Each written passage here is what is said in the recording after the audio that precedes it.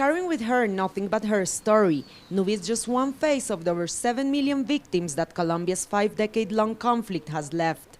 As the country enters its third year of peace negotiations, her main concern remains the same: the paramilitaries that murdered her husband, and less than a year after, raped, tortured, and killed her 15-year-old daughter. What is going to happen with the paramilitaries? That's the question I have always asked myself. Peace is going to be reached with the guerrillas. And what about the paramilitaries? Because it is them that are the ones who continue perpetrating crimes and expanding. Within a peace process that has advanced much further than any previous negotiations with the FARC, paramilitarism has come as one of the most pressing issues, particularly after a historic agreement on justice aimed to compensate the victims was reached in September.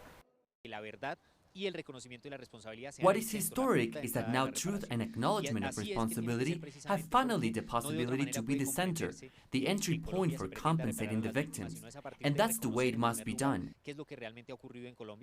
Apart from the point of victims and justice, the parties have also reached agreements on the points of rural development, political participation, and illegal drugs, meaning there has been success in 4 of the 6 points of the negotiation agenda. But beyond that is the impact that the peace process has had over society. Awareness on the issue of peace has grown within Colombian society. When the first term of President Santos began 5 years ago, people were ignoring and even denying the existence of the armed conflict. Now we are already speaking about signing a peace agreement. And it is within the recognition of an armed conflict that rural realities have finally surfaced, shedding light on the complexities of that conflict. Realities such as the one of Pablo, who, having dedicated his entire life to working the land, still confronts a historic abandonment by the state.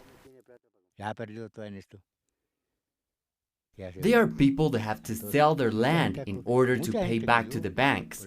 They fall in misery, so what they have done, they get filled with anger and go to join the guerrillas to fight. Such stories have come to reveal that bringing to an end more than 50 years of armed conflict and social inequality will take much more than 3 years of negotiations, and certainly a good amount of will and commitment from all the Colombian society. Natalia Margarita, Telesur, Bogotá.